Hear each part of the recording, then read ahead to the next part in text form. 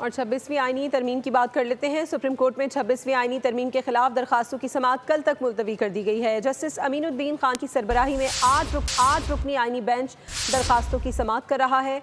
समाअत के दौरान वकील आबिद जुबैरी ने मौक़िफ़ इख्तियार किया कि तरमीम से पहले मौजूदा जजेस पर मुश्तमिल फुल कोर्ट बनाया जाए।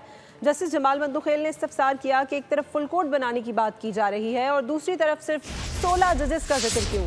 जस्टिस आयशा ए मलिक ने रिमार्क्स किए कि अपील का हक देना या ना देना अब जुडिशल कमीशन के इख्तियार में है।